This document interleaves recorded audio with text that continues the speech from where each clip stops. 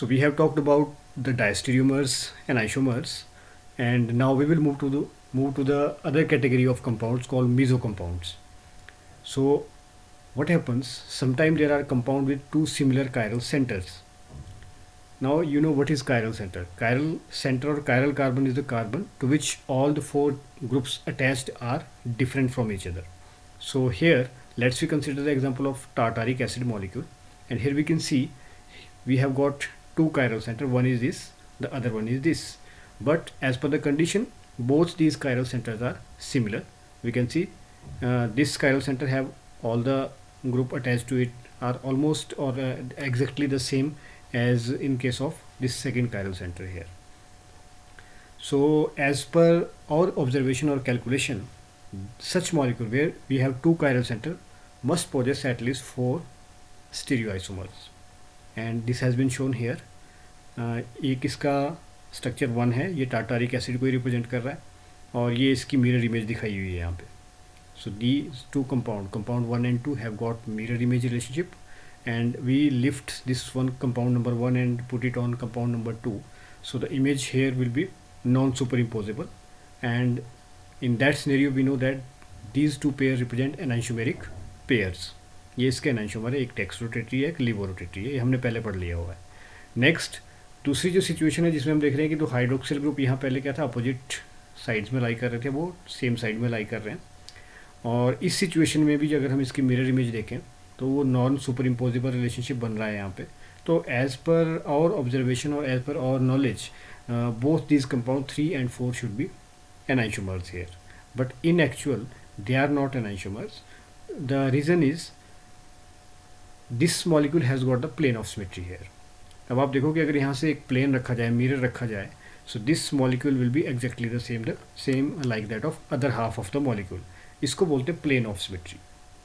ये next slide में थोड़ा बेटर क्लियर किया हुआ, देखते हैं उसको. So this is the plane of symmetry existing in the molecule, tartaric acid molecule, and because of this plane of symmetry we know that कि enantiomerism को एग्जिस्ट करने के लिए कायरलिटी चाहिए, कायरलिटी को एग्जिस्ट करने के लिए एसिमेट्री चाहिए. तो जहाँ पे सिमेट्री आ गई वहाँ कायरलिटी खत्म हो गई और एनाइंशोमेरिज्म भी खत्म हो गया है, आप ये मान के चलिए. सो प्लेन ऑफ सिमेट्री आने से क्या हुआ कि यहाँ पे कायरलिटी खत्म हो गई, और कायरलिटी खत्म होने से एनाइंशोमेरिज्म खत्म हो जाता है. So meso compound usually have internal plane of symmetry as shown here, and a plane of symmetry is an imaginary plane passing through an object. It divides the object in such that one half of the mirror image of the molecule is exactly the reflection of the other half of the molecule. तो जैसे हम यहाँ देखेंगे तो mirror में हमें लगेगा कि बिल्कुल ही दूसरे हाफ की तरह दिख रहा है. So it may be noted that a meso compound is optically inactive because of the rotation caused by one half of the molecule is exactly cancelled by equal and opposite rotation caused by other half of the molecule. अब इसका क्या मतलब हुआ कि ये chiral center है, suppose it is rotating the plane polarized light towards the right. On the other hand, क्योंकि जो दूसरा मॉलिक्यूल है वो एग्जैक्टली इसकी क्या है, मिरर रिफ्लेक्शन है, इसके आइडेंटिकल है, तो जो अदर हाफ होगा, जो दूसरा कायरल सेंटर है यहाँ पे, that will rotate the plane polarize light towards the left by equal amount. जितने अमाउंट से इसने राइट को रोटेट की उतने अमाउंट से ये लेफ्ट को रोटेट करेगा. तो इससे वजह से क्या होता है कि मॉलिक्यूल में एक इंटरनल कंपनसेशन हो जाती है. We use the word internal compensation.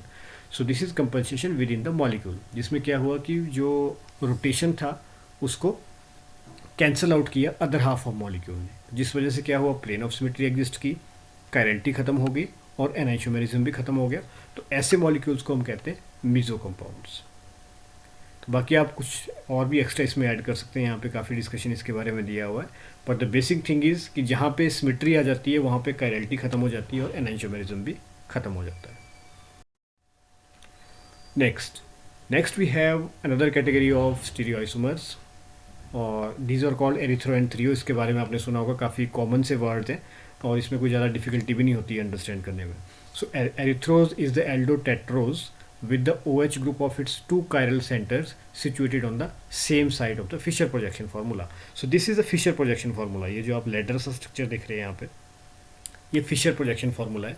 इसको हम ड्रॉ करना भी सीखेंगे थोड़े लास्ट के जैसे लेक्चर में, बट अभी के लिए आप समझो कि this is the Fisher projection formula of D erythrose. Erythrose एक 4 कार्बन लॉन्ग एल्डोज है, कार्बोहाइड्रेट है. सो here in this case, in case of erythro, it has been said the bulkier group या जिसको कहते हैं जो लार्जर ग्रुप है या जो सेम ग्रुप है वो दोनों सेम साइड को लाई कर रहे हैं, बल्कियर ग्रुप सेम साइड को लाई कर रहे हैं, तो उस फॉर्म को एरिथ्रोज कहा। जरूरी नहीं कि राइट को होंगे, ये लेफ्ट को भी हो सकते हैं जैसे हैं, तो इन केस ऑफ अगर ये लेफ्ट को भी है तो ये एक साइड को ही, सेम साइड को ही, तो ये फॉर्म भी एरिथ्रोज होगी। ऑन द अदर हैंड अगर ये अपोजिट एंड पे लाई करते हैं कि एक राइट की तरफ है दूसरा लेफ्ट की तरफ है, तो फॉर्म बन जाती है थ्रेओज फॉर्म। और ये सिमिलर सिचुएशन अगर एक लेफ्ट की तरफ है दूसरा राइट की तरफ है, यानी कि जब वो अपोजिट एंड्स पे हैं, अपोजिट टर्मिनल्स पे हैं या अपोजिट पोजीशन में या डायरेक्शन में है, तो उसको थ्रेओज फॉर्म में कहा। जब वो सेम साइड में है तो उनको कहा erythrose form. So this is important here. Plenty of examples you can see in your books. This is representing the erythrose form. This is again erythrose form. But since here these bulkier groups are lying to opposite side, so this is representing the threose form. Now the term erythro and threo are generally used only when the molecules have asymmetric ends. When there is symmetry exists in the terminal groups, then we use the word meso compound. तो अब देखो यहाँ पे अगर हम इसको compare करें जो हमने अभी मीजो कंपाउंड पढ़े थे, तो उससे एरिथ्रो थ्रियो कैसे डिफर करते हैं कि वो टर्मिनल जो उनका ग्रुप्स हैं वो एसिमेट्रिक हैं। अब जैसे ये हम इसका देख रहे हैं क्लोरीन क्लोरीन लगा हुआ, तो हम यहाँ से डिसाइड कर रहे हैं कि ये एरिथ्रोज फॉर्म होनी चाहिए, बट हमने इसको मेजो कंपाउंड क्यों नहीं कहा? क्योंकि अगर यहाँ प्लेन ऑफ सिमेट्री जैसी कोई सिचुएशन नहीं है, क्योंकि अगर ये ग्रुप मिथाइल होता जैसा कि इन्होंने यहाँ शो किया हुआ है, तो अब यहाँ पे क्या आ जाना था, प्लेन ऑफ सिमेट्री आ जाना था, फिर हमने इसको कहना था मेजो कंपाउंड। बट यहाँ पे ये जो ग्रुप है ये डिफरेंट ग्रुप है, दिस इज इथाइल ग्रुप, तो इसका जो मिरर जब आप प्लेन रखेंगे यहाँ, तो ये मॉलिक्यूल एज सच क्या करेगा, इसको रिफ्लेक्ट नहीं कर रहा होगा, इंटरनल कंपनसेशन एग्जिस्ट नहीं कर रही होगी वहाँ पे, तो इनको हम एक अलग नोमेनक्लेचर से डिफाइन करते हैं जिसको हम कहते हैं एरिथ्रोज फॉर्म और थ्रियोज फॉर्म। तो वो क्या होती है मैंने आपको समझाई अभी। Now we have another system or of assigning configurations to the molecule, और जिसको हम कहते हैं DL nomenclature। ये जो सिस्टम था ये काफ़ी ओल्ड सिस्टम है नेमिंग का मॉलिक्यूल्स को, कन्फिग्रेशंस को, और ये अब एग्जिस्टेंस में भी नहीं है। जैसे यहाँ पे लिखा हुआ the absolute configuration of many chiral compounds have been determined after 1951 के बाद ऐसी टेक्निक्स डेवलप हो गई हैं कि जहाँ पे हम मॉलिक्यूल्स की जो एब्सोल्यूट कन्फिग्रेशन उनको डिटरमाइन कर सकते हैं। But before that, because of the lack of technology, it was not possible to determine the absolute configuration of the compound. So the chemist could not determine the actual configuration of chiral centers. Instead, configuration relative to some molecule जिसको हम कहते हैं ग्लिसरल्डेहाइड। तो जब भी DL system की बात आएगी तो इस मॉलिक्यूल का डिस्कशन जरूर आएगा, ग्लिसरल्डेहाइड। ग्लिसरल्डेहाइड को एक आइडियल मॉलिक्यूल माना और उसके रिस्पेक्ट में सारे भी जितने कंपाउंड उससे बनते थे या उसके जैसे दिखते थे स्ट्रक्चर उनके, उन सबको इसके हिसाब से नेमिंग दी। अब कैसे दी? Glyceraldehyde is the simplest aldose having chiral centre. Glyceraldehyde को ही क्यों चुना? क्योंकि ये सिंपलेस्ट मॉलिक्यूल है जिसमें कम से कम एक कायरल सेंटर एग्जिस्ट कर रहा है। This is the structure of glyceraldehyde. अब इन्होंने क्या किया कि ग्लिसरल्डेहाइड का ये फिशर प्रोजेक्शन स्ट्रक्चर ड्रॉ किया, और जिस स्ट्रक्चर में जो हाइड्रोक्सिल ग्रुप है वो राइट की तरफ फॉल कर रहा था उसको उन्होंने नोटेशन दी डी, कैपिटल डी। और इसकी जो मिरर इमेज बनेगी तो उसमें आप देखेंगे कि जो हाइड्रोक्सिल ग्रुप है वो लेफ्ट हैंड साइड को चला जाएगा, तो उन्होंने इसको notation the L, capital L. तो ये जो डी, कैपिटल डी और कैपिटल एल है, इसका डेक्स्ट्रो और लीवो रोटेशन से कोई कनेक्शन नहीं है। जो हम प्लेन पोलराइज की रोटेशन की बात करते हैं कि इसने राइट की तरफ को इसको रोटेट किया और इस मॉलिक्यूल ने लेफ्ट की तरफ रोटेट किया, तो इसका उससे कोई कनेक्शन नहीं है। वो स्मॉल डी और स्मॉल एल से डिनोट होता है, डेक्स्ट्रो रोटेशन और लीवो रोटेशन जो प्लेन पोलराइज लाइट की है।